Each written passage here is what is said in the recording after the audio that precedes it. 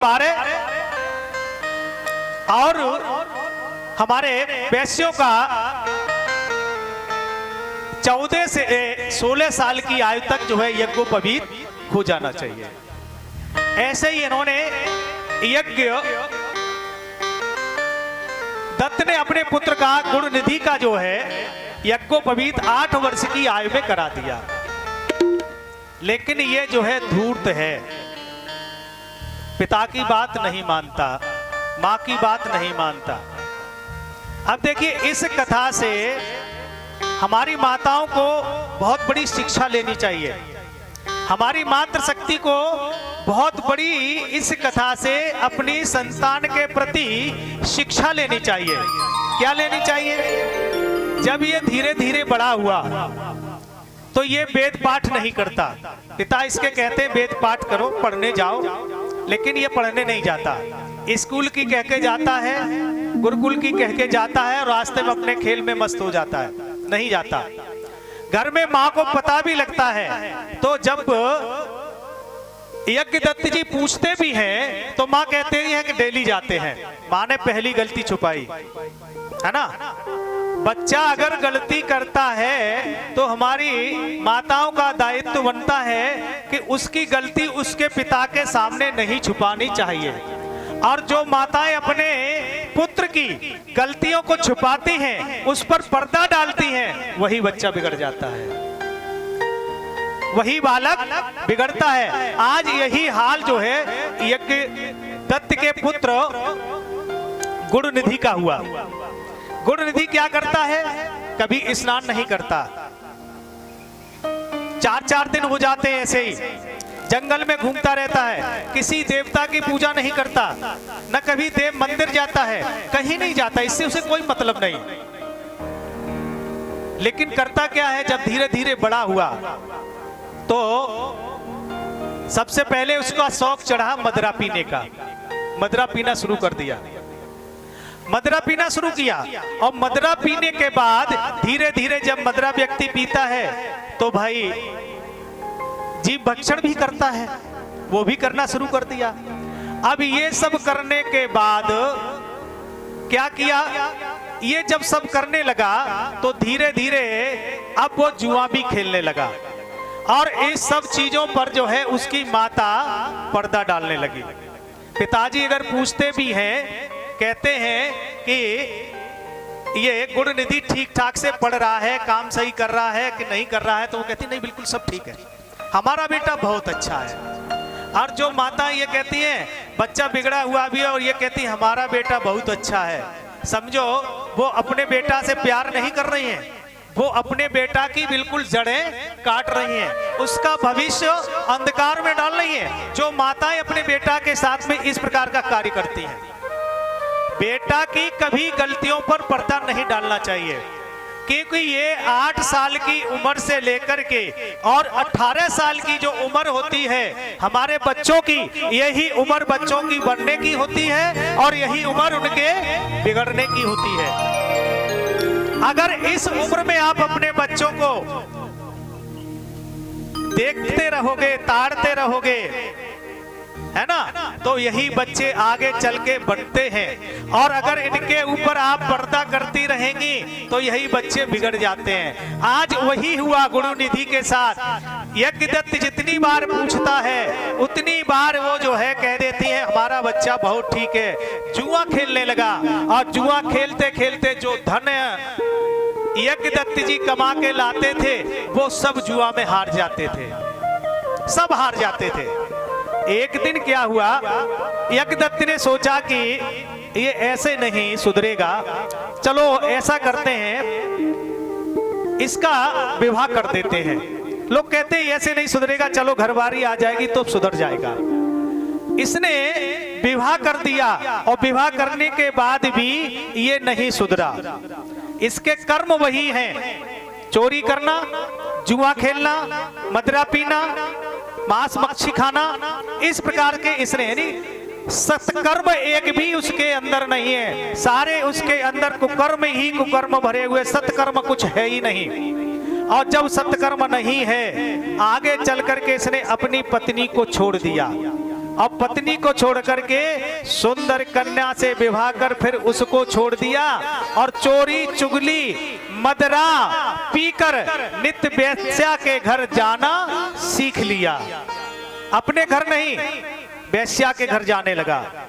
एक दिन क्या हुआ, यज्ञदत्त पंडित जी ने एक दिन जा रहे थे तो इसने क्या किया, अपने घर का जितना भी जेवर एवर इत्यादि था सब जुआ में हार गया।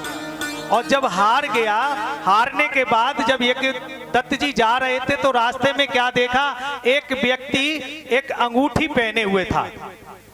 और जब वो अंगूठी पहने हुआ था, यज्ञदत्त ने देखा कि ये अंगूठी कहां से लाए हो, ये अंगूठी कहां से लाए हो। तो उन्होंने कहा, देखो महाराज, पंडित जी महाराज, ये अंगूठी हमने चुराई नहीं, आप मुझे चोरी मत लगा देना। ये अंगूठी मैंने आपके यहाँ से चुराई नहीं है, ये अंगूठी हमने खरीदी है। बोले कहां से खरीदी? बोले तुम्हारा बेटा रोज नित्य जुआ खेलता है, रोज नित्य शराब पीता है और ये जुआ में हार गया है, इससे मैंने ये अंगूठी खरीदी है। कि केवल ये अंगूठी है, और भी कुछ है? तो देखे तो पंडित जी के घर का सारा माल जेवर सब कुछ उसने चोरी, सब उसी के पास था, उसने सब खरीद लिया। अब यज्ञदत्त जी बड़े मन में विचार करने लगे, ये सब ऐसे हुआ कैसे? हमारी धर्मपत्नी तो कहती है कि मेरा बालक बहुत अच्छा है, कुछ नहीं करता, और ये सब कुछ इसने जो है सब बेच दिया, सब जुआ में हार गया। घर आए और घर आकर के यज्ञदत्त ने अपनी धर्मपत्नी से पूछा, कहा कि ये बताओ, हमारी वो सुंदर सी एक अंगूठी थी वो कहाँ है? बोले कहीं रखी होगी, अभी ढूंढ के देते हैं। कहीं रखी थी, अभी ढूंढ के देते हैं। जबकि उनको सब कुछ पता है कि अंगूठी चली गई, हमसे लड़कर के हमारा बालक हमसे छीन ले गया, लेकिन माताजी फिर भी छुपाए बैठी हैं। कह रही अभी कहीं ढूंढ के देते हैं, अभी हम काम में लगे हैं, फिर बताते हैं। खैर कोई बात नहीं। थोड़ी देर बाद उन्होंने पूछा, ये बताओ, वो मेरा एक जंजीर थी मोती वाली जिसमें सोने से मड़ी हुई थी, वो कहाँ है? बोले अभी ढूंढ के देती हूँ। एक एक करके पूछा, वो ब्राह्मणी कुछ नहीं बता सकी, क्योंकि बताती कहां से, जब घर में हो तब। तो जब कोई वस्तु घर में होगी तभी तो आप ढूंढ के दे सकते हैं। लेकिन इतने पर भी उन्होंने अपने बालक की बुराई नहीं की, इतने पर भी बुराई नहीं की। तो जो है उनको क्रोध आ गया, यज्ञदत्त जी को क्रोध आ गया।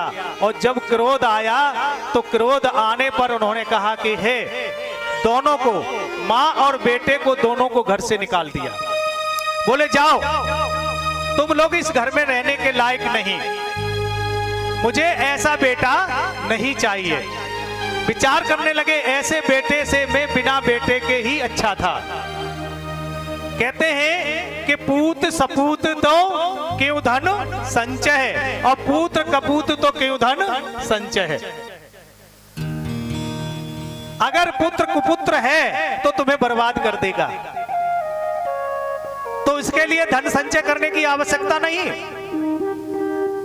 ऐसे पुत्र के लिए माताओं को उस पर पर्दा डालने की आवश्यकता नहीं। और जो माताएं इस तरीके से पर्दा डालती हैं, उनके बालक जिंदगी में, जीवन में कभी कुछ कर नहीं पाते हैं। गुणनिधि की तरह घर से दोनों को निकाल दिया। माता पता नहीं कहां जंगल में भटकने लगी, गुणनिधि भी जंगल में भटकने लगा। और जब भटकने लगा, खाने को कुछ नहीं मिला, अब भूख प्यास से तड़पने लगा। मन में विचार करने लगा कि मैंने बहुत ही कुत्सित कर्मों का सहारा लिया, मेरा सारा ब्राह्मण तत्व खत्म हो गया। मैं एक वेद पाठी ब्राह्मण का पुत्र था, मैंने विद्या अध्ययन भी नहीं कर सके। अगर विद्या अध्ययन कर लेते तो मैं शायद है कि मैं भी वेद पाठी ब्राह्मण बनकर के यज्ञ इत्यादि कराते। लेकिन अपना सारा जीवन मैंने ऐसे ही गंवा दिया। मैंने जीवन में कुछ नहीं किया, मैंने सब कुछ अपना नष्ट कर लिया। मैंने विद्या नहीं पढ़ी, मैंने धन नहीं कमाया, और अब मुझे मांगने से भिक्षा भी नहीं मिलती। जीवन कैसे यापन करें? माता मेरी पता नहीं कहां होगी, माता का भी कुछ पता नहीं, भूख प्यास से मर रहा था, दुखी था। एक दिन गुणनिधि घूमते घूमते घूमते घूमते घूमते घूमते एक शिवालय में पहुंचा, एक शिवालय में पहुंचा।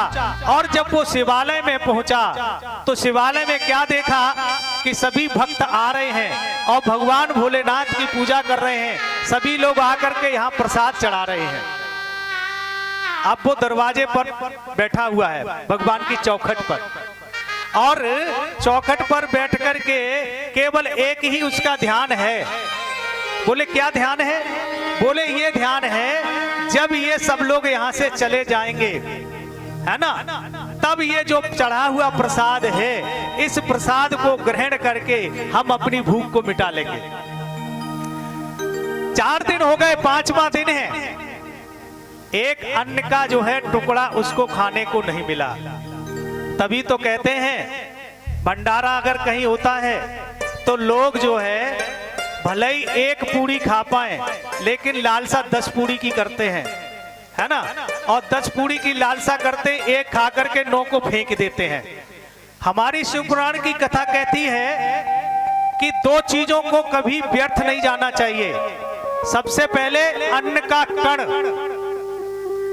का कण कभी व्यर्थ नहीं करना चाहिए, यानी भोजन को कभी व्यर्थ उसको छोड़ना नहीं चाहिए। अन्न का कण और संत का क्षण। अगर कोई सच्चे संत, अच्छे संत आ जाएं तो उन संत को बैठाल करके हाथ दिखा करके ये मत पूछो हमारे 3 छोरियां हैं, चौथो छोरा होएगा।